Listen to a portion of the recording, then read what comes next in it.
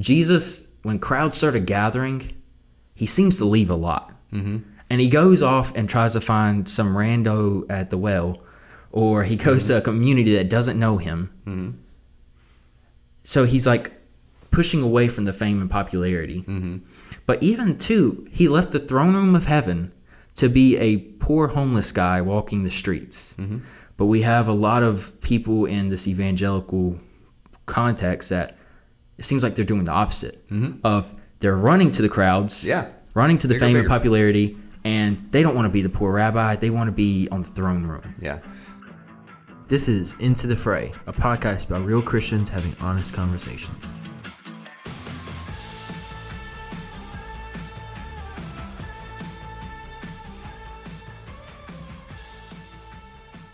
I didn't know if I hit the mic or not, but I felt like I was making a lot of noise. Me and Chase get coffee about every 2 weeks now. Uh-huh.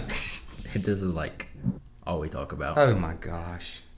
I made sure to put 2 at the top because I wanted... Did you know what I was getting for you? I think this is a setup. Oh, dang. No. I got this is a setup. What is that? We'll go. Hey, my name is Austin. I'm Robby. And this is Into the Fray. We thank you for joining us again on another episode. We've already got our cars picked out, so what you got, Robby? Man, this is just, I think it's rigged, guys. I picked off the top, and I didn't see Austin shuffle or anything. My question to Austin is, does Austin watch The Office? Yes, absolutely. All right, let me ask the rest then, because I don't know about the rest. Parks and Recreation? Absolutely. 30 Rock? Absolutely. It's Always Sunny in Philadelphia? I watch clips of It's Always Sunny. Okay. That one's a little tougher for me to watch. Is it edgy? It? No, I think I've seen I don't even know, The Office a little bit, Parks and Recreation. I don't know if I've ever seen any of it. 30 Rock, I've seen an episode or two. It's Always Sunny in Philadelphia. I think I've seen a clip or here or there, but it seemed to be kind of edgy, dark comedy or something. Yeah. I don't know. I just wasn't turned on by it. Yeah. It's Always Sunny, and it's like very dry. Yeah. And so I don't know. There's parts of it where I'm like, you don't really get the joke until the very end of the episode. And I'm just like, I need something a little faster paced, which is why I like The Office, Parks and Rec, and 30 Rock. Okay. Which I haven't finished 30 Rock. I don't know. I'm not the biggest fan of the, Chasey Morgan? Mm-hmm. I don't know. He's like a little too extra for me. And I like the kind of dialed down version. I'm with you. Yeah. So you've never watched The Office? I've seen maybe an episode or two. And you didn't... Yeah, it wasn't one of those that just gripped me, that I had to just binge on it kind of deal. Maybe it was one of those I just didn't get into. Because I didn't watch like an episode and then the next episode. Was it like early on? No, these would be like reruns kind of deal. Okay. Like I just saw a little bit of one and then maybe another little bit of another one. So right now I've been binging a podcast by some of the people on The Office, and they're rewatching the Office and like breaking down different scenes and stuff like that. And so all day today was the Office Ladies podcast, and I'm just reliving all the episodes in my mind. Because I've watched that show genuinely like 20 times. Wow. All the way through. Same with Parks and Rec. Those are like 2 of my favorite shows. Yeah, see, these a little bit, again, I know they've come and gone. Is The Office still on, though? No. It's just on I didn't think so. Or not Netflix anymore. But when it was on Netflix, and same with Parks and Rec, all these kids who weren't alive when The Office first came out just started binging it. Okay. And so it became like the number one show in the world. Gotcha. Until Friends came along. Yeah, see, it would be like, if mine was like Friends, or I don't know, a couple of the older shows maybe. Who's your favorite character on Friends? Favorite character? Oh, man. I don't know. I like probably Joey. He's just funny to me. I mean, he's the goofball that, you just kind of, you feel like, intellectually challenged that maybe resonates a little bit more with me. I don't know. But yeah, just the goofball. I kind of like that. Okay. I've tried to watch Friends because I don't know, everyone says you need to go watch Friends and that it's maybe better than The Office, which it's definitely not in my opinion. Yeah. But the only reason I would watch it for as long as I did, I think I got like season 4, was because of Chandler. Yeah. I could not get into especially Phoebe. My God, I Yeah, was no. not a fan of that. Well, see, I think it's one of those things too, man. Like, obviously, that was mine, like growing up, or Yeah. you know, at least in, I guess, high school, college kind of thing. Seinfeld, other shows like that. Like, if you went and watched Seinfeld's them, great. oh, you like Seinfeld? I love See, I Seinfeld. would just think like if my oldest son were to sit down and watch any of those shows, he'd probably hate them. Yeah. Because I mean, but for me, it'd be like for you with The Office. You've seen them, and so like you can watch the reruns, and you're like, you don't care that it's 20 years old, and They hold everything's up. kind of changed. The quality is not as good. All that kind of Yeah. doesn't matter. Yeah. You just relive it. Yeah. What is have you seen New Girl? No idea what that is. Okay. So that's like, I think my generation's version of Friends. Okay.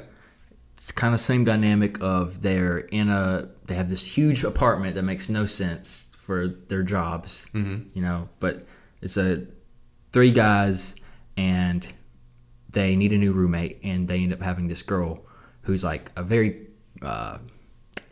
loud, she sings a lot, elementary school teacher who comes in and like wrecks boys club basically. Okay. And she becomes their new roommate, and it's it feels like to me what Friends is to other people.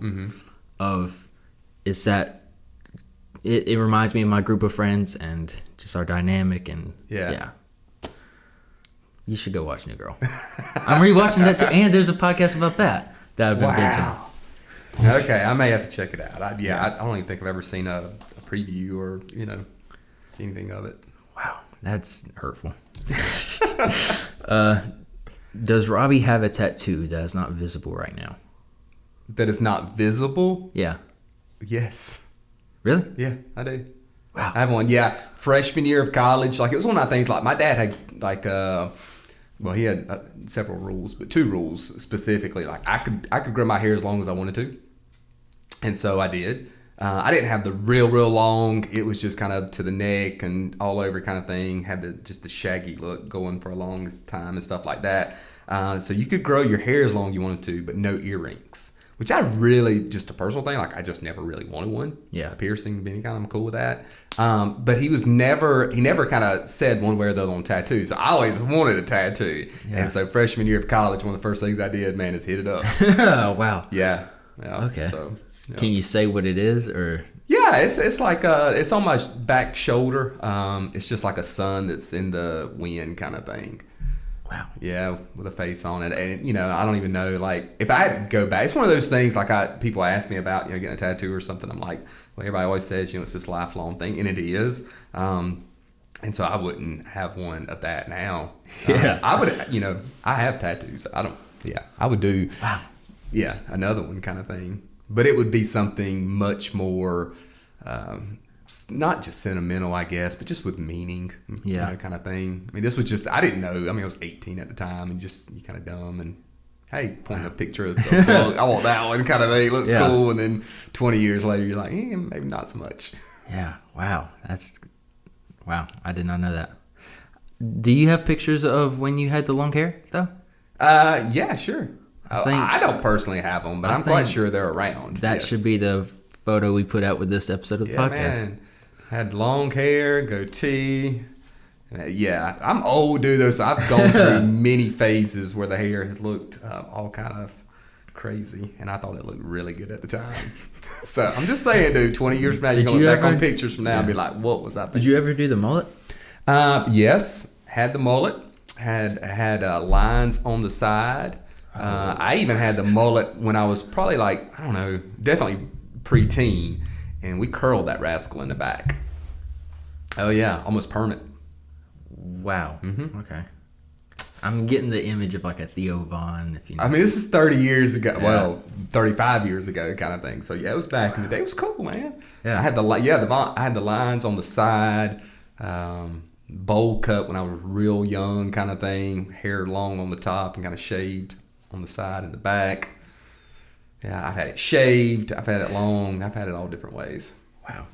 Mm-hmm. See, this is what I'm loving about the podcast is I'm getting to know all these little things that they wouldn't have come up naturally in a conversation. Even that who Theo Von is. Like, man, this is especially the last episode with Pete Davidson. I went home. I told my mom and dad. I told Daniel. I was like, "Yo, this is the greatest thing ever. A pastor knows who Pete Davidson is." That An old guy pastor too. Yeah. On top of that, man. Okay. Actually, with that, before we get into the topic, so how do you keep up with all this stuff, like the pop culture stuff? Yeah. Is it just like on the news? Yeah, on the news. I mean, I'll check out like a ton of stuff like on my phone, kind of stuff, just the news apps and things of that nature. And of course, that stuff is kind of like, I guess, what is it, Entertainment Tonight or something? It's almost you kind of get that kind of feed on some of it. Social media. I mean, there's stuff on there, kind of thing. Okay. So yeah. Nice. Okay. Yeah. Plus, my thing has always been to like, I just feel like, I mean, I don't have to know everything that's going on in the world. I mean, it would be like politics and what's going on with Russia and Ukraine right now, or whatever it is. Like, I want to be in the know. Yeah. I want to be able to have conversations with people where eventually, yes, I want to get to talking about Jesus. Yeah. But I'm going to engage them where they are. And so if it's a 12-year-old who is into The Office or whatever, I want to know at least a little bit about it. You know what I mean? I think there's some Paulinian, becoming all things to all men without overstepping bounds. I mean, there's certain things I'm not going to be in the know about because I don't want to be in the know about. I shouldn't be in the know about kind of thing. But I mean, just kind of in general, I think it's a good place to start with people. That's nice. That's also really rare, I feel like. For like people in ministry, sometimes they distance themselves so much from the outside world that they couldn't hold a conversation with anybody unless it's theological. Yeah. And so, just the fact that you do that, I don't know, I love that. Yeah. Because then, like, that's how, if I introduced you to one of my friends outside of church, I'm not worrying like, oh man, is he gonna like Jesus juke this guy? Or have nothing to say. Yeah. Because we're not, in the church setting where I'm just going to start rattling off scripture. And I could leave you to not mention that you're my pastor or anything like that and be like, no, let Robby do his thing, which is nice. Yeah. But today we're going to be talking about cancel culture and why leaders fall, specifically like Christian leaders fall. Yeah. And it's been 2 days since we did the last podcast. And as I've spent these last 2 days trying to think through this episode, obviously it's like a huge topic of conversation right now because we're dealing with the Hillsong situation. There's I think docuseries or documentary coming out called Hillsong Exposed. And I was watching the trailer before we started recording, and one of the lines in it was the girl saying, this place was my home, and basically it's been taken from me, and it's almost ended her life. And I think as we see a lot of the Christian leaders fall specifically, we're hearing a lot of stories like that of people walking away from faith. It's devastating to them, and they don't know what to do. But then there's also the issue of how much cancel culture plays into a lot of this stuff. Of has the church adopted the cancel culture mindset of you're canceled, you can't ever be redeemed again, and we're just gonna push you off to the corner. So where are you at? Yeah, well, I mean, obviously, I don't care what arena forum you kind of look at, if it's sports, if it's politics, if it's music, outside of Christian music, I mean, country artist, it just seems to be everywhere that someone makes a misstep, or when it comes to politicians, something, a tweet or a photo from 30 years ago comes to light, usually during the election kind of thing. Yeah. And it's like, okay, some mistake they made then that they own up to and call it, for what it is, a mistake. It's like, okay, well, it's an attack on their identity, who they are now. Yeah. You have to rethink everything in their past that they've done or said, and it predetermines their future. Like, okay, I can't ever trust them again. They can't be redeemed, kind of thing, and no second chance. And absolutely, you see it all the time in churches, man. I was even thinking today, yes, Carl Lentz, the senior pastor of Hillsong, but man, David Platt. I know in I think it was 2019, Donald Trump visited his church and he prayed over him, and there were within the Christian circles people who just was like, bam. Yeah. I know I'm supposed to pray for our leaders, but he walks in and you give him special treatment. So David Platt is I'm not listening to any more of his stuff or that sort of thing. Did you hear about the recent one with him? About maybe it was a year ago or so, but there was, and forgive me if I'm getting some of this wrong, but because of David Platt being maybe more on the I don't want to use this word, but I'm going to use it, the woke side with the racism conversation. Okay. Yeah. Mm-hmm. Oh, yeah. There's a group that came up in the church and was trying to like kick him out or something like that, saying that he's jumped off the boat, basically. Yeah. There's been several within the last couple of years when they speak out, against racism and that. Lecrae comes to mind. I mean, when Lecrae, not only him going to politicians and pet rallies and stuff like that, but just really trying to speak into white America. Yeah. On understanding. Yeah. I mean, not against, not railing, but just to understand. But it's nothing new, man. Yeah. I mean, it really isn't. This is something, it takes place all in our world. It's just so prevalent now because, again, we have so much access to everybody, all of their lives. Yeah. Everything's videoed, tweeted, it's out there. And so, within the church, and my thing to the Hillsong right off the cuff, Austin, when you said that about the lady's testimony, again, it's real easy to say, okay, well, don't put any leader or, especially within the church setting, on a pedestal. Don't idolize them. It's real easy to say that, but when it is a leader that's called to live this life biblically, to be above reproach, to be blameless, and then it comes out that there is the secret life or there's been abuse taking place and they've used their position of authority, it affects the flock. I mean, that would be normal for it to. And you're not idolizing. They're just a leader within a church. Could be a leader in a Sunday school class, a person in a position of authority. Yeah, when the shepherd isn't shepherding his flock, the flock notices it. Absolutely. There's wolves come in, There's damage done. Yes, absolutely. As I was saying about it too, I think cancel culture has been going on longer than we've used that term. Yes. So I was like, I don't know how long we've been using that term. And I found like a Wikipedia thing that said around 2014 that phrase became popular with the Me Too movement. And I was like, okay, well, my first experience with something similar to cancel culture would be when I was a kid and there's the issue of Harry Potter in the church. Yes, I got a Harry Potter mug with me. But there's this group that I don't know where it came from. I just was affected by this. They came into evangelical churches and basically said that Harry Potter, if your kids watch Harry Potter, they're going to become like a devil worshiper. And they're going to want to be a part of Wicca and all this crazy stuff.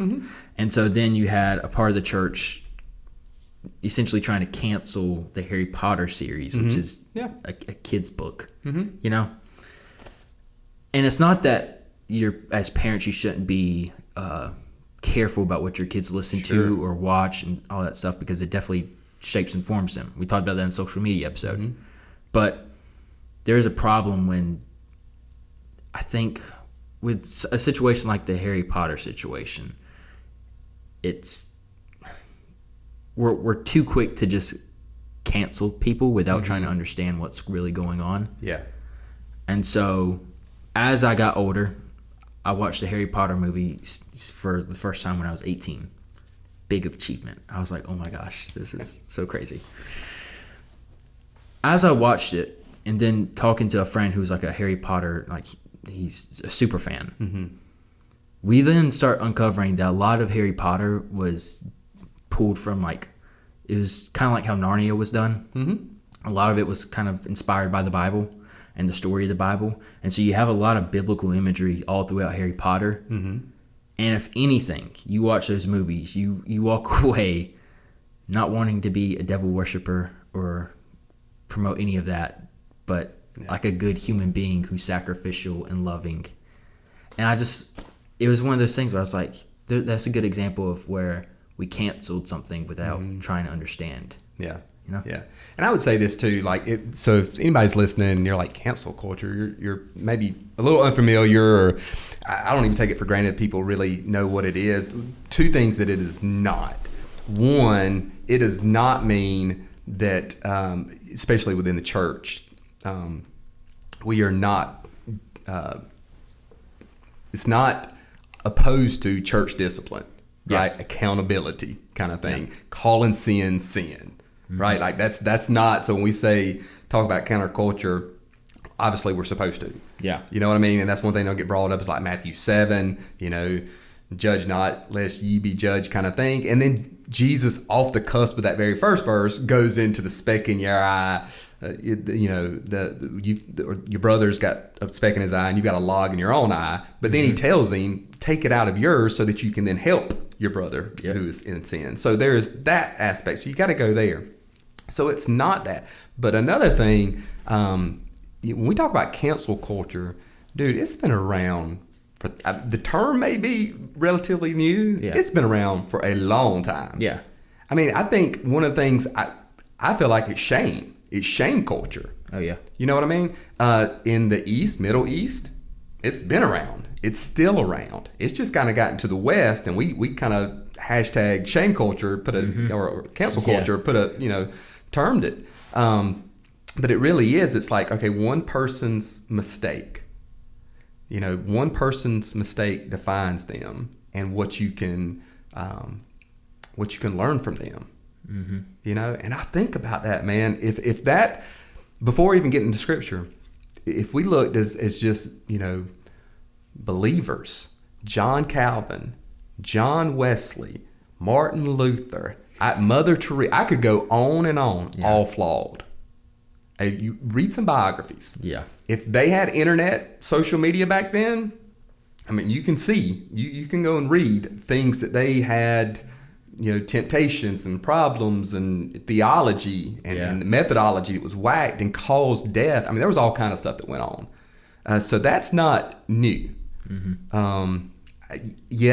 For me though, within even the church, I have to ask the question: is it gospel driven or is it culturally based? When we talk about canceling someone, Jesus, using again another just picture, talks about when someone slaps you on one side of the face, you offer the other. That in a shame culture, that's what they do. They take you out in public.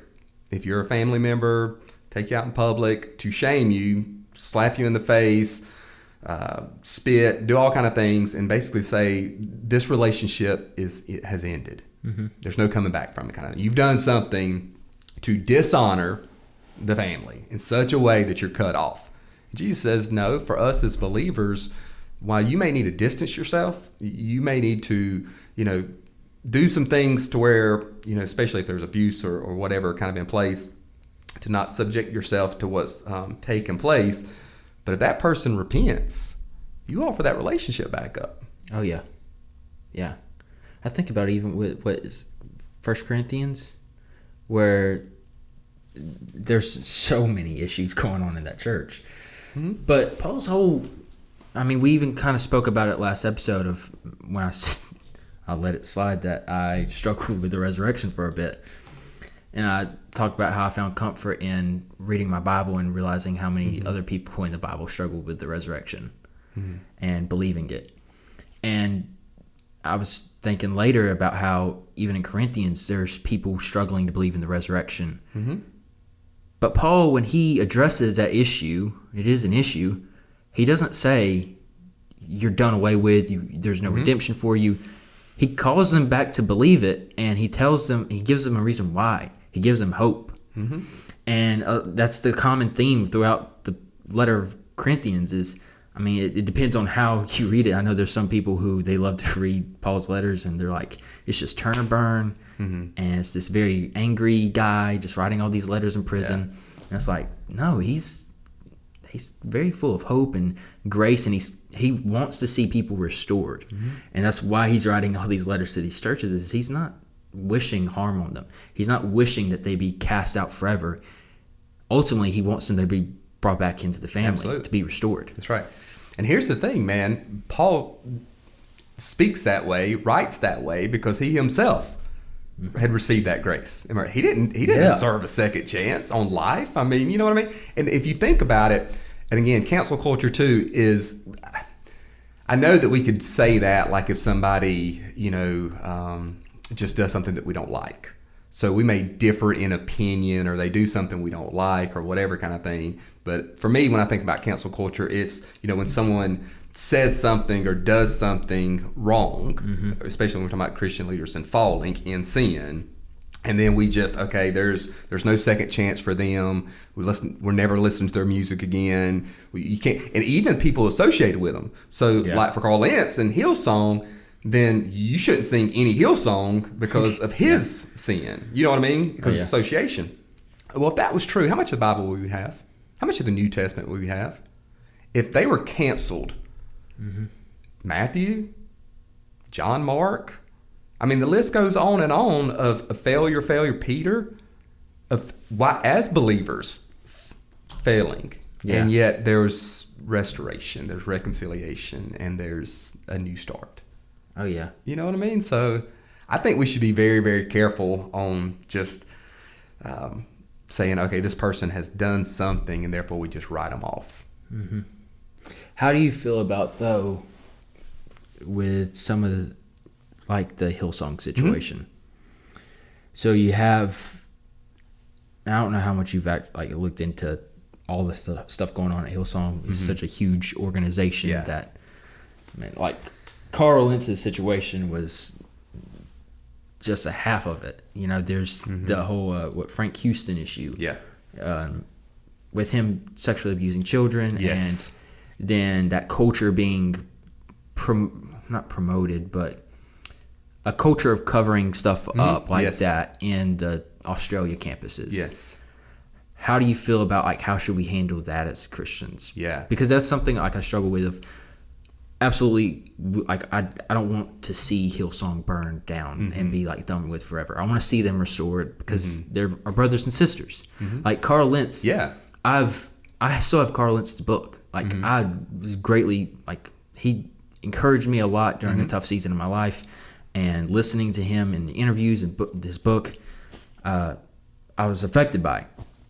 But I also he's a brother that I don't want to see gone with forever.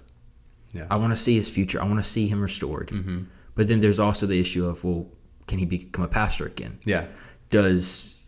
How do we handle situations like that where we have these fallings from Christian leaders in ministry positions, like the ones at Hillsong? Yeah. Do we just do away with them forever in that regard, or? Yeah. Well, again, there definitely has to be repentance.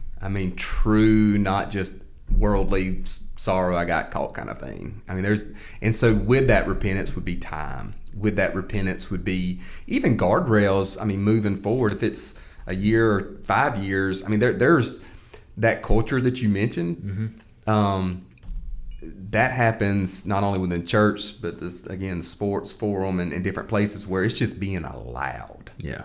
It's kind of the norm. And I think a lot of it too is even in the sports world, how can such atrocity abuse, sexual abuse, or things that take place and people kind of know about, but they want to kind of just turn the other way, they don't really know because they don't, but they do. You know what I mean? Because again, that celebrity mentality.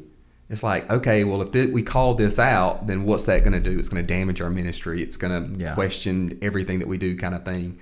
And so for me, like a Carl Lentz, if he were to repent, i.e. like a Mark Driscoll or somebody who, okay, has there been true repentance? Is there things in place that would allow that culture not to come again, kind of to where it got to? I would Could he be a pastor again? Sure. I remember years ago, this is one a lot of people don't think about, Charles Stanley. Yep. Charles Stanley, his wife left him. He tried everything he could, so here he is, a pastor of a huge church and now divorced. And I know people today that he should have stepped down. Yeah. And so you just, because of, again, something that he couldn't, apparently, from everything I know anyway, tried to reconcile, tried to do. And it's a fine line. I don't think there's a cookie cut like this or that, how you do it. But man, if we just believe in a God of second chances, dude, and we want grace, and we want long suffering, and we want mercy, who are we to say that they can't and God can't do that through them? Yeah. Someone mentioned the Charles Stanley situation I know some people who be, like you said, they're staunch, he should have stepped down. Mm-hmm. And one of the reasons they say that is because at some point he believed he should have stepped down. Yeah. And then he changed his mind. Yeah. And it seems like part of this whole cancel culture conversation is this belief that people can't change or things can't be complicated. Mm-hmm. And I think that's a struggle for me of man, I change my mind all the time, like you even, our relationship. Yeah. How Reformed Calvinistic I was before. And now you know me now. Mm-hmm. And I still have lingerings of that somewhere, but I'm not a Calvinist or Reformed. I've changed my mind. Mm-hmm. And to some people that'd be like, well, Austin is he's not staying true to his convictions. Mm-hmm. And they would have said that about Charles Stanley he didn't stay true to his convictions. Yeah. That's why we want him to step down. Yeah. But I feel like that just is us not doing due diligence and trying to understand how people grow. Yeah. And make different decisions, sure. Yeah, relationships, man, they're just messy. They are. And this is it's complicated, each situation. Even like with the Charles Stanley thing. Some people, I would have said, I think he should have stepped away for a season. Yeah. If he had a personal conviction about it, and I think even if he didn't, he probably should have for a season for healing and just, to pray through and just process and try and figure out, what to do after that. I think that would have been, again, trying to find some balance in him just stepping away forever and remaining in. And I'll give a personal testimony though, dude.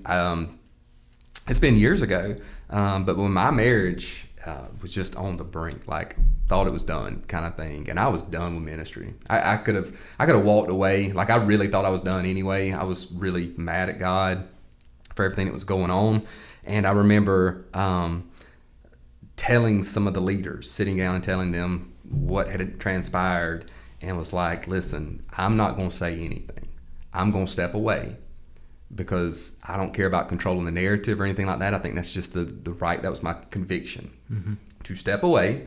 And we kind of prayed and just talked through, hey, let's start with 6 weeks and go from there kind of thing. But I was like, I don't want to control the narrative. So people are going to think what they're going to think. They're going to say what they're going to say. And I haven't done anything. And they knew the truth, these leaders. And I'm like, hey, this is what it is kind of thing. And dude, during that time, I was canceled by some. There were people who left. I heard all kind of stuff. I heard that I'd committed adultery and the bridge was just a bunch of hypocrites because they're letting me continue to preach. I heard I was on drugs. I heard all kind of stuff. And all of it false. I hadn't done anything. Yeah. But because I didn't get in front of it and say, this is why, and people attacked even me stepping away for a little while. And it was just crazy how, again, but the thing that really hurt me, and this will kind of full circle to Hillsong and other churches when this happens, because I didn't do anything. But during that time, I did find out that there were people that were at the bridge that left because they heard of something. They heard, one group, one family heard that I had committed adultery. And so they left, didn't go back to another church. And I didn't find that out until much, much later, by someone who actually came to me later and was like, hey, I need to talk to you. It's like, cool, husband and wife. They came talk to me. They were like, we need to ask you about this. They asked me. I told them the truth.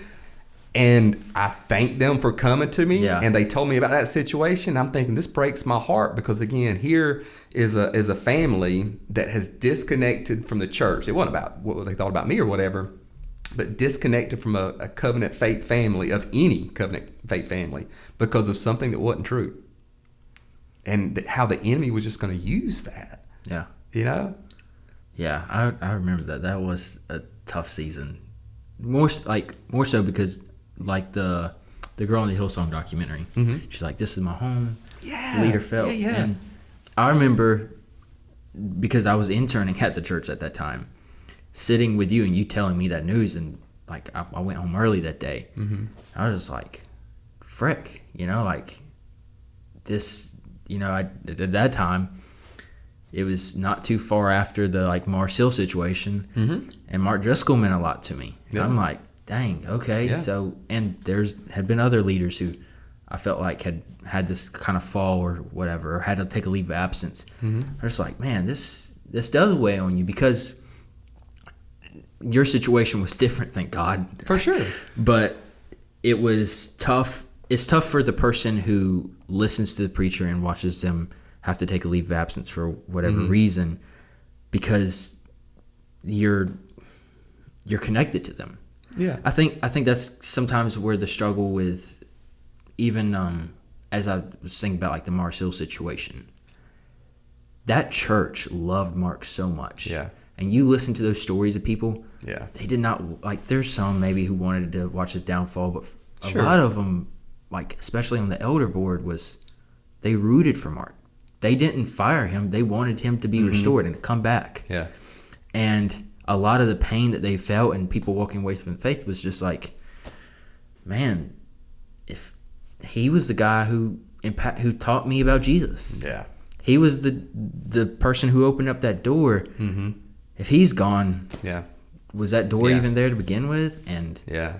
And see, that's two things for me, Austin. Like for me, my heart aches, man. I mean, it hurts for victims. It hurts. I mean, when it comes to, I'm just afraid, especially with mega churches, not just contemporary, but mega churches in general kind of thing, there's not a lot of accountability. You know what I mean? They kind of become that celebrity, untouchable, always on the go, and there's just not a lot of accountability. yeah. But to the victims, man, again, someone that should be a spiritual and is a spiritual leader and person of authority, and someone who should be growing your faith and nurturing you and just seeing you flourish in Jesus, takes advantage of that. And then for others, just how it would your faith is shaken. Yeah. That would be normal. I mean, I don't care how big the church. I don't care if it's you got 20 people, in a congregation on a given Sunday. If that pastor, falls into sin or something happens. I mean, of course, it's like, this is the person that was leading me, and they fall. But on the other side, I would say this is someone who, again, did not do anything, fall or anything like that.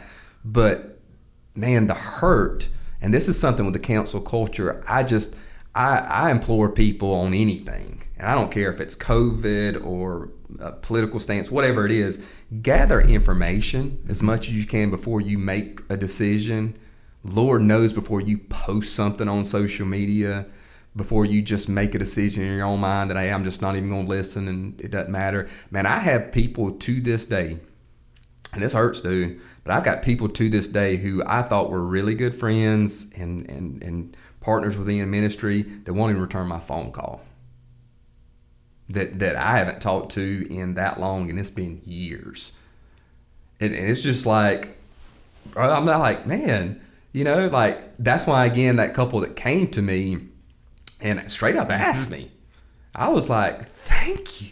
Yeah. You know what I mean? Because I'm not going on social media. Because here's the thing, and this is true, like, when whether you do something or don't do something, we have this natural fleshly, desire to justify. Like, my first thing was wanting to go on social media and, hey, this is the truth, guys. I want everybody to know the truth, kind of thing. And I want everybody to know, what's been done and why I'm in the right. But again, there was just that conviction that, no, you don't need to do that. And but with that, I knew came ramifications. I didn't know quite to the extent of some people kind of thing, and that it's just, it hurts. Oh yeah. So I think of like for the whether it's Mark Driscoll or Carl Lentz or whomever it is, man. I mean, I'm praying for them because I'm quite sure there's a ton of people that have just completely wrote them off, cut them off, and want nothing to do with them. I'm praying for the reconciliation. I will say that is, again, like a struggle. So with like a situation, we're going to use Mark Driscoll as an example. Okay. Because I think he likes it. I get really annoyed with watching some of these pastors fall and then play the victim card. Oh yeah. And act like they're not taking the restoration road. With Mark Driscoll's situation, his church offered him a package of saying, hey, we're going to give you time to heal. We're going to provide counselors and therapists, and we're going to set up a different structure for our church so that this can be a healthier place. And Mark basically came back a week later and said, God told me I need to leave because you guys are against me. And then he goes and starts a new church. And Mars Hill was a pretty toxic situation, and he just times it by 100. There's no accountability whatsoever, and same situation seems to be transpiring again. Yep. And my struggle with that is like,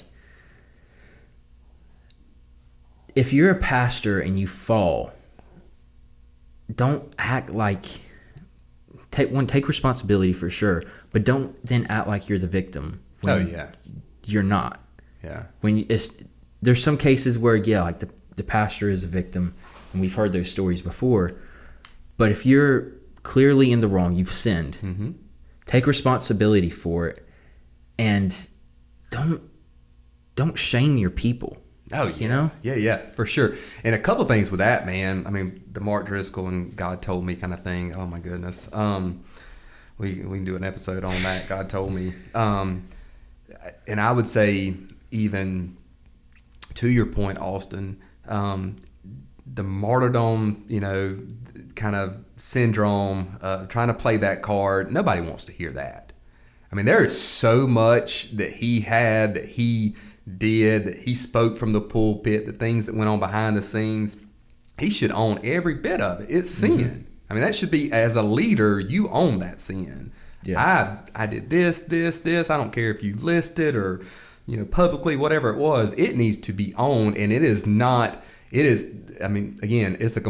nobody else's fault, mine. I own it. It's not anybody's fault that's here or whatever kind of thing. He needs to own it. Secondly, there should have been some time and before, I don't know, it may just mean personally, him going to another church kind of thing. It just, I know there was some time and things of that nature, but what really worries me about that as well, you said the accountability.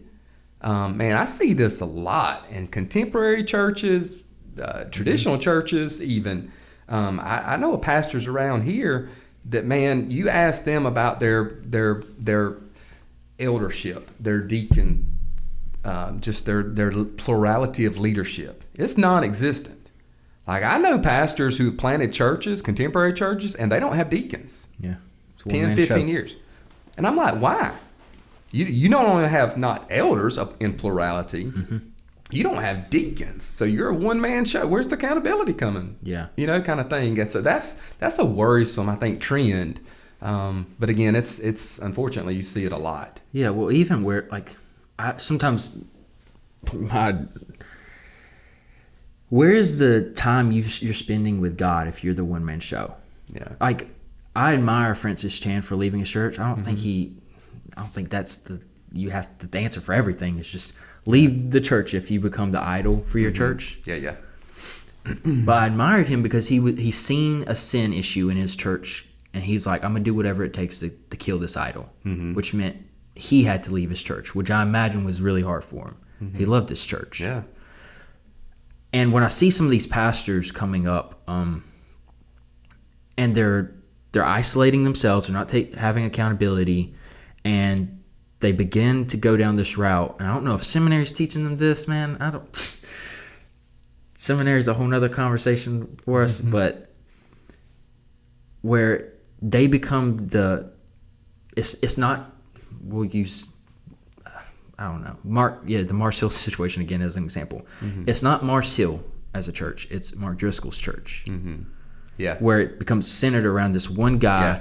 And we talked about this in an early episode about the multi-site issue of, my question is always, you have 1,000 people in your church, or even just 100, and not one other person has filled that pulpit in a year. Yeah. Why isn't discipleship not happening? Yeah. Is there no other like spiritually healthy person in your congregation who can help carry the load, who can hold you accountable? And I think for a lot of these situations, it's when I see a leader fall, I look back, I'm like, dude, you were doing things in ministry that weren't your calling.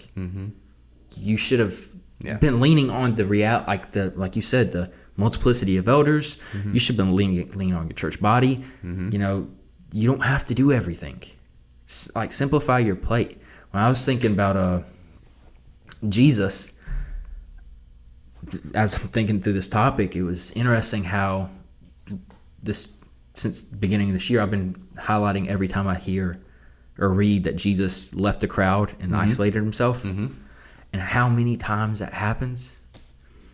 And I was even thinking about with some of these megachurch pastors, the elevation to like a godlike status. How interesting to me it is that Jesus, when crowds started gathering, he seems to leave a lot. And he goes off and tries to find some rando at the well, or he goes to a community that doesn't know him. So he's like pushing away from the fame and popularity.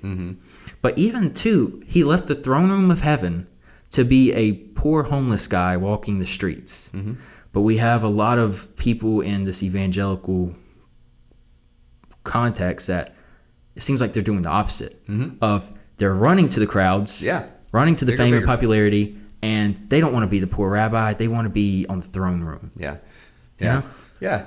John 6, man, is always one of those passages, like, because Jesus he attracted people from all walks of life and masses of people. I mean, thousands and thousands of people. And it was like, in like John 6 as an example, this massive group of people are there because not only of his teachings, but the miracles that they obviously saw and wanted more of. But then he dropped some like bombshell on them. Like, okay, we have thousands and thousands of people here, Jesus, like, keep it coming, keep it going. And then Jesus, like, you want to be my disciple, you got to eat my flesh and drink my blood. And people are like, peace out, I'm good, I'm going back home. You know what I mean? And that's what happened. John 6, a lot of those who followed Jesus left. And so, a lot of that is just again, what was the bigger issue for Jesus was not how many people, were gathered around, not just for the miracles and even the teaching, although obviously those were signs that pointed to who he was. Yeah. But are you going to follow me? Do you believe not that I'm just a miracle maker, but I'm the savior of the world? And talking about cancel culture, Jesus dealt with that. Matter of fact, the Pharisees, religious elite, the Bible says repeatedly that they were offended by him, which is what we're really talking about. A lot of times when we talk about cancel culture, yes, it's people who fall, who sin, who make mistakes, but a lot of it is just people were offended. We're perpetually offended by somebody. So it might not be that you're wrong, it might be that you're right, but I'm offended by it. Yeah. And so I don't want to hear it. Yeah. I found this Dave Chappelle quote, and this is probably the only time I can quote him without having to bleep something. It says, our culture has accepted two huge lies. The first is that if you disagree with someone's lifestyle, you must fear or hate them. And the second is that to love someone means you agree with everything they believe, say, or do. Both are nonsense. You don't have to compromise convictions to be compassionate. Yeah. I was like, that's a lot of the cancellation, if we kind of move away from even some of the church leadership issue, is we bought into this culture war that I don't think cares about any of us. It's more so just there's two parties or two groups, and they're at war with each other, and they don't care who gets caught in the crossfire. And it is tearing apart our dinner tables, and our friendships. over disagreements that we could have worked out. Like you said earlier with the example of the couple coming to you and just asking you plain out, like what happened. A lot of people, if they see that you are here, you voted a certain way, they'd be like, I can't hang out with Austin anymore. Yeah. He's a Democrat. Yeah. It's like, nah, like that's not the case. Yeah. There needs to be more understanding. There needs to be more of, let's give people the benefit of the doubt. You know, when the Carl Lentz situation happened, I was like, yo, maybe hopefully this was just a one-time thing and there wasn't a huge super scandal. You know, that's still scandal, but let's hope that there wasn't a whole church culture that was part of the problem too. Yeah. And I think, like, even when it comes to some of the canceling of people with different ideologies, we do it in the church culture all the time. Oh yeah. If you aren't spouting the Reformed or the Charismatic, whichever group you're part of is going to cancel the other. Yes. You don't like Stephen Furtick, so you cancel him, and you're like, he's a heretic. Yeah. And I think can't glean anything from it. So you know, and here's my thing, and you and I have talked about this. Again, so if someone does, let's say they sin or they speak something untrue or whatever, does that mean everything they speak is untrue? You know what I mean? Can I not glean something from them? Will I never listen to anything they say? Yeah. You know what I mean? Like, again, we were treating people like we don't even, like, no one meets our standard. Yeah. Right? We don't even meet our own standard. Yeah. I disagree with myself all the time. Absolutely. Like, cancel culture. Okay, if we were going to cancel people because of their mistakes or their sin, beliefs at certain times, you would cancel yourself before lunch. Yeah. I mean, you know what I mean? It's like, it's crazy how that is. But even in the Bible, it's amazing, like, how many times, like, you know, we went through the book of Titus and Paul quotes a Cretan prophet. Okay, he's quoting somebody in a culture, pagan culture, about their people being liars. And so he's not saying, well, you cancel everything, because he actually spoke truth about this. It's true. You know, it's in the Bible kind of thing. And so, I think that's just a dangerous thing. Like Stephen Furtick, let's just use him for example. Like, okay, so if you lump him in with whatever, and you just disagree with some of his teaching or methodology or whatever, does that mean you cancel everything? Like, I mean, there's some stuff I glean, but I want to have enough humility to know that I don't have it all figured out. I ain't perfect by no means. Yeah. But secondly, I want to be firm enough in my faith and my foundation in Christ that I can listen with a discerning spirit. And if he says something, guess what I can do? I can actually hit close, pause, exit, whatever else. I don't have to listen to everything. Yeah. You know what I mean? I don't care who it is. John Piper, John McCarthy, I could name all of them. If you listen to them enough, there should be some things you disagree with them about. Yeah. Methodology, Timothy Keller. I mean, there's guys that, man, I respect and I have learned so much from, but I don't agree with them on everything. Yeah. They wouldn't agree with me, and they can be wrong. That's okay. But you know what I mean? Like, it's, and two, I just say this too, Austin, man, you can disagree with someone without dishonoring. Yep. I mean, we're called to honor one another. I don't have to agree with you on everything. It doesn't mean I got to tear you down. Yeah. Cancel you. I think that's part of it too, is like, we need to give people a lot of times more the benefit of the doubt of, like, with some of these, like the Stephen Furtick guy. All I know about Stephen Furtick is his more recent ministry. And I had a friend constantly talking about how much they do not like Stephen Furtick. So I was like, you know what? I don't want to speak. I don't like speaking about pastors I've never actually listened to or read or anything like that. So I was like, I'm gonna do some homework. I'm gonna go and start listening to Stephen Furtick. And it was a few months there, I was just listening to Stephen Furtick sermons, and I was like, yo, I don't think he's as me-centered as people make him out to be.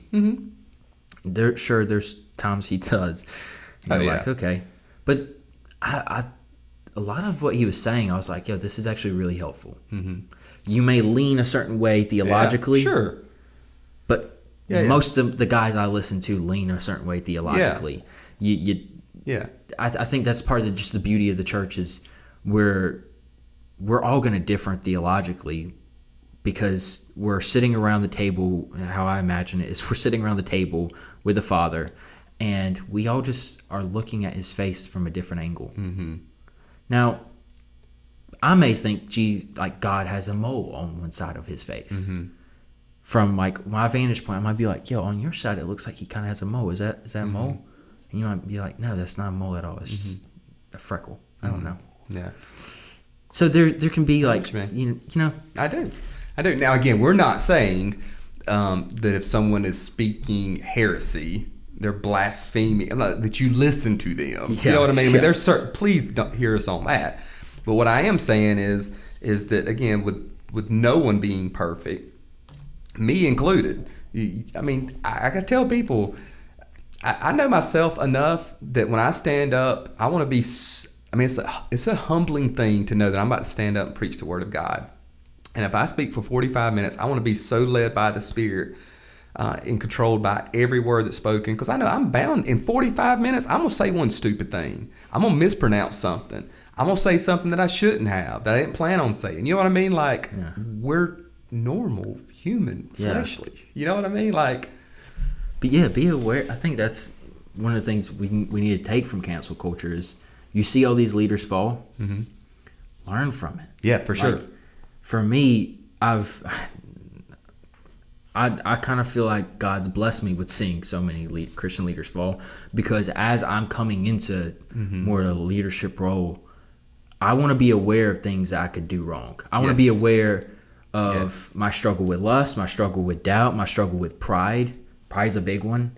Is I know I struggle with pride, and so when I see someone like a Mark Driscoll, the reason it concerns me so much is because I know I could be Mark Driscoll. Yeah. It's very easy to start moving those things.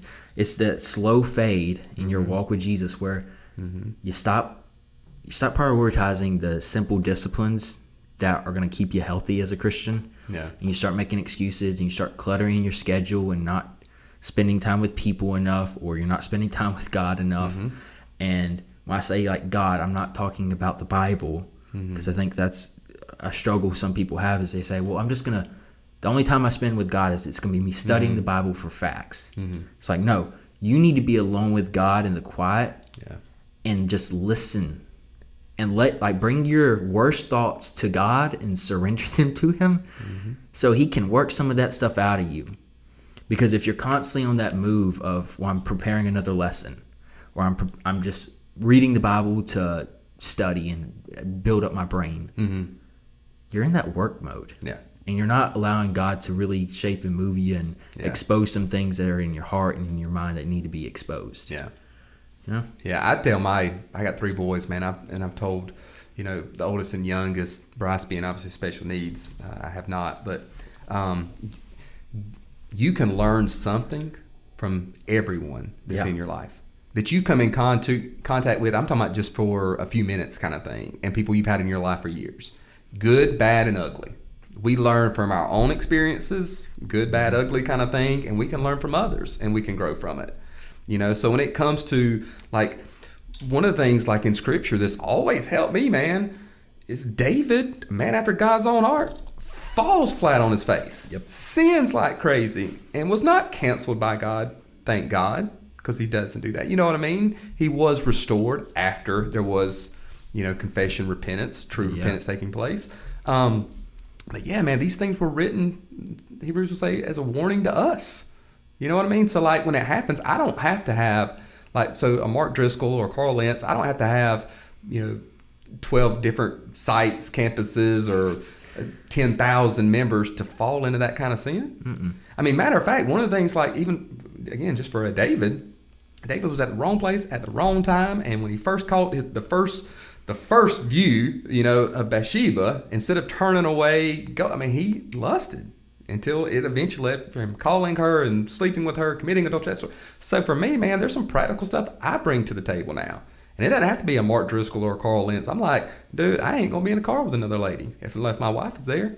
Yeah. I'm not going to be behind closed doors with another woman. Like, why? Because I'm just, I'm above. No, because I'm a sinner saved by grace too. And I don't want to put myself in that position. Yeah. Nor have anybody perceive anything into that, whether it be that person there or somebody that were to come by or drive by. You know what I mean? Like, so I'm just not going to do that.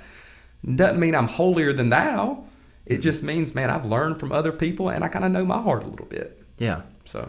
And I think giving grace to people who have different sin struggles than you, right? Mm-hmm. Of like,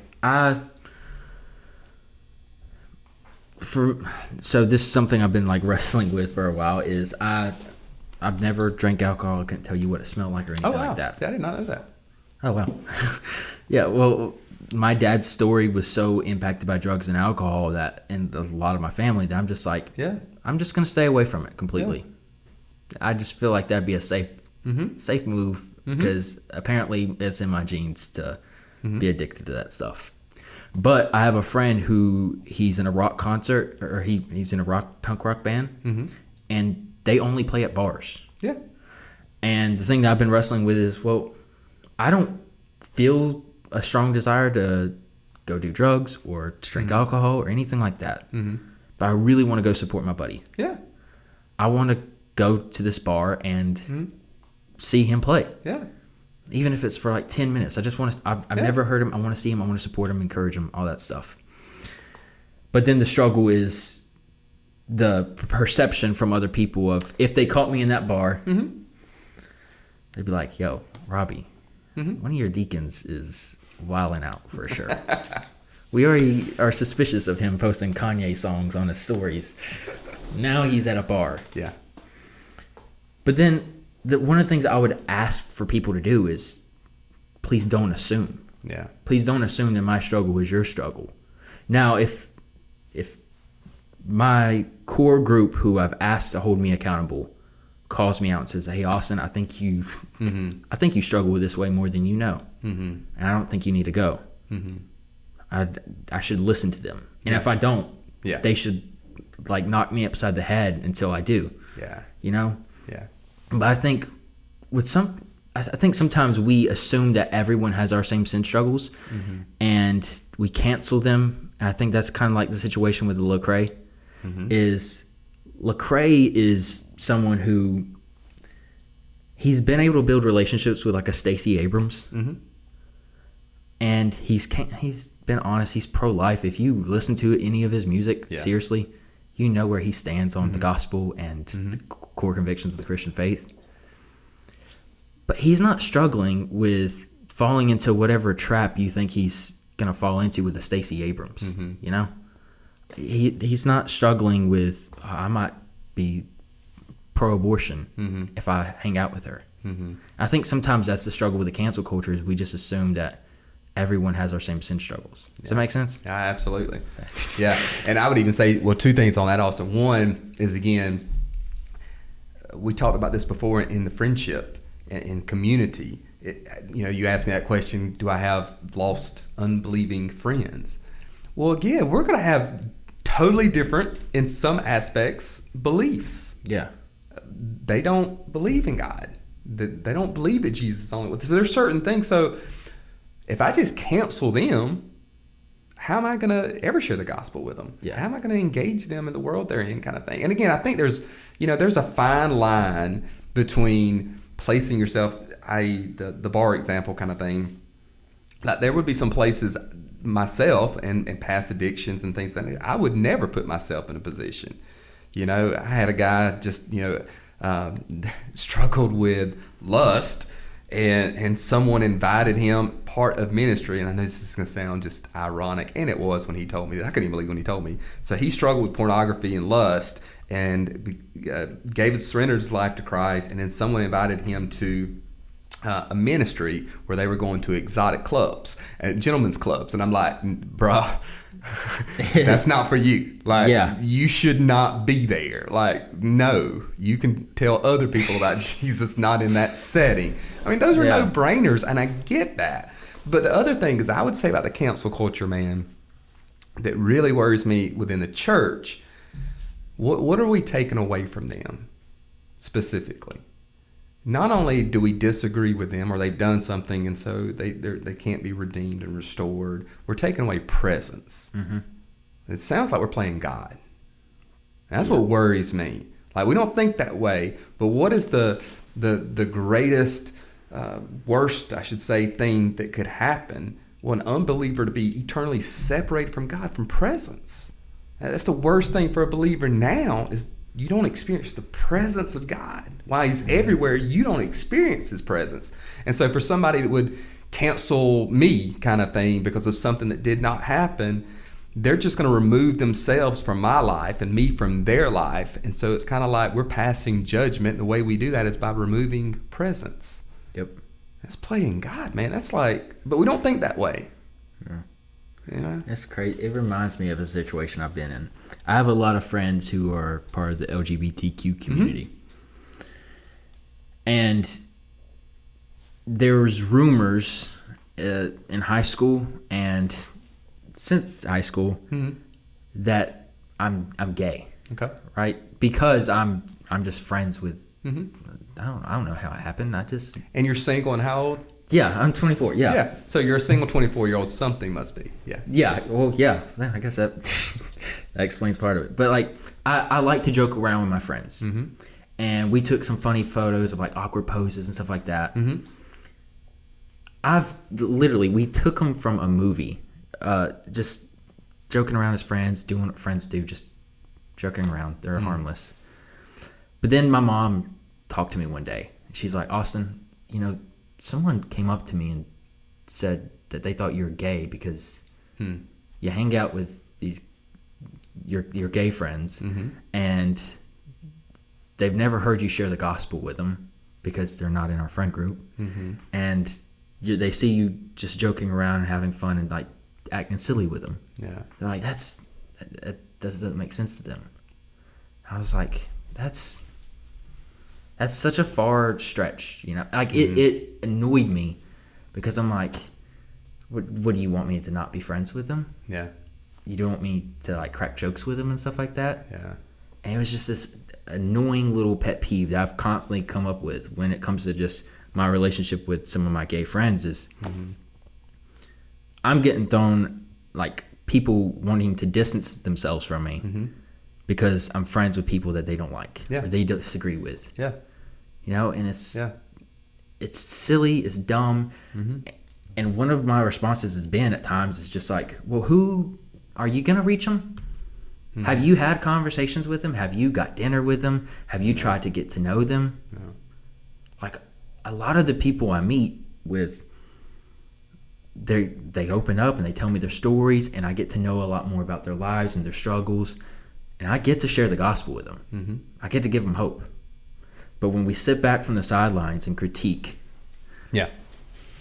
and expect that, I don't even know what they expect. Like you expect them to come to the gospel without anyone being in their lives to share the gospel with them. Yeah, there's so much there, man. False assumption.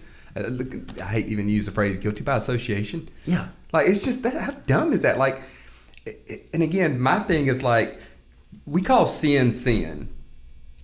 Okay. And if it's in my life, I want people I don't need a bunch of yes people around me. Like I need people to call me out. Yeah. I need people to question, okay, well, I need clarification on this or I heard this. Well, then come to me. Please come to me and talk to me about it and let's get it clear kind of deal. But again, dude, like, okay, you're engaging.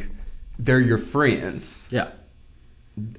And, we have this, it's crazy, not just, people of different sexual orientation, but just backgrounds or if they're unbeliever, whatever kind of thing, that's going to rub off on us. That somehow that's going to change us, that we are going to compromise our convictions kind of thing.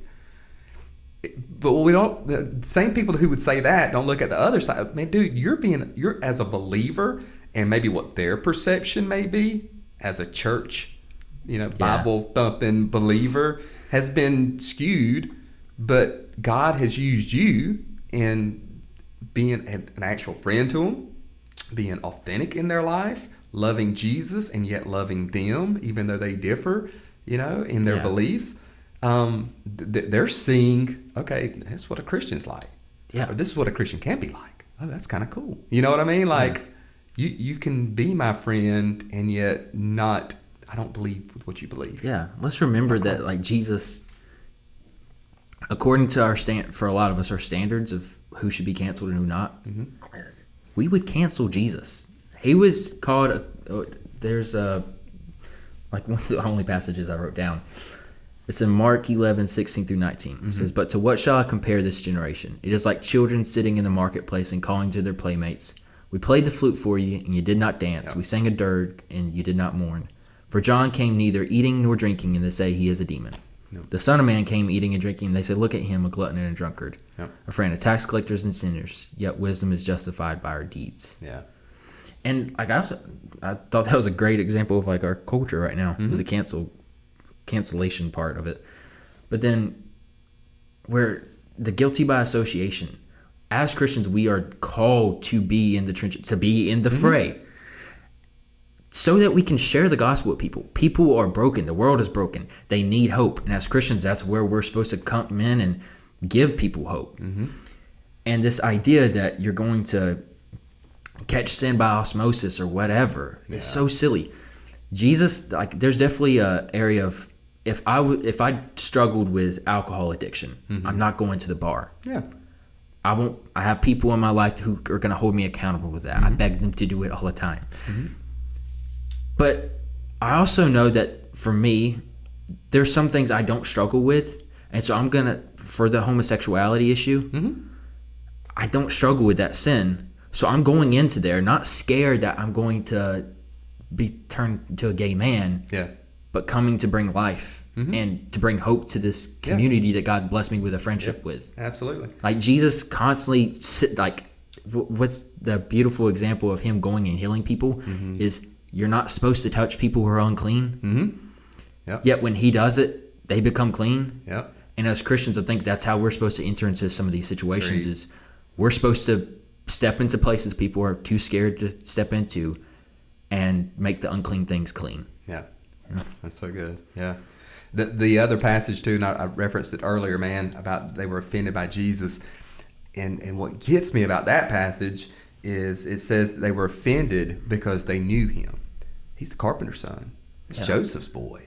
That's Mary. We know his brothers and sisters. Like, we know he's from. We know where he lives. They were so familiar with him. They were offended by the fact that this is, he can be the Son of God.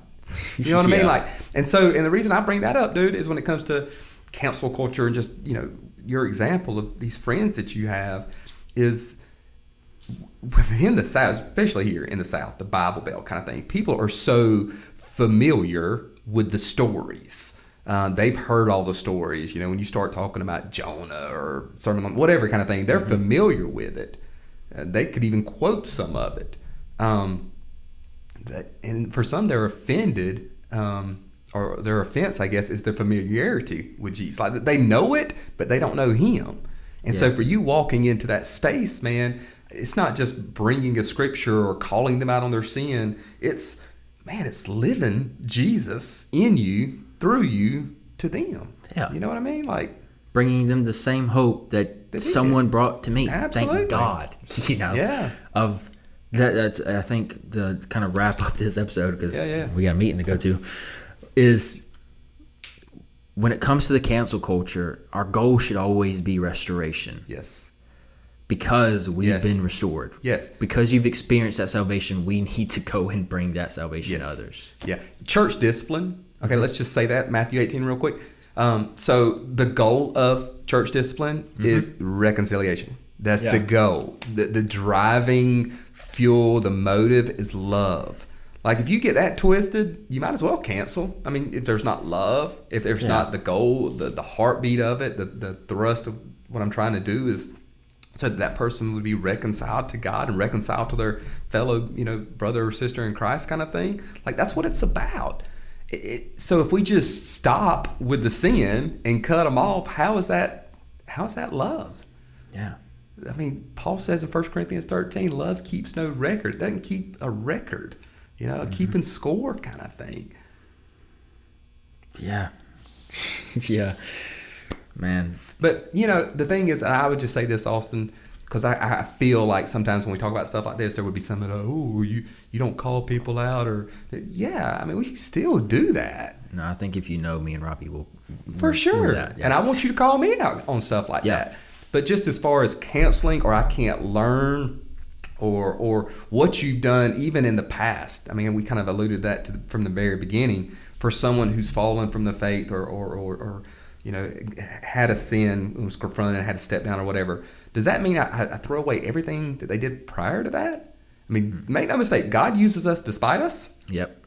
Doesn't excuse, justify sin by no means, but I mean, He uses us despite us still. So, I mean, I'm not just going to throw everything out or pick, okay, well, that person, political view or whatever, differs from mine, then I can't learn from anything else in their life. Those are two extremes that we need to avoid. Oh, yeah. Yeah. So let's aim to give people grace in all things. We're going to close out this episode. We'll definitely probably revisit this topic again. But this has been Into the Fray. I've been Austin. Robby. And we'll see y'all next episode. Thanks, guys. This has been another episode of Into the Fray. We want to thank you guys for listening. Please subscribe to the podcast on your podcast feed. We will see you next week for another conversation.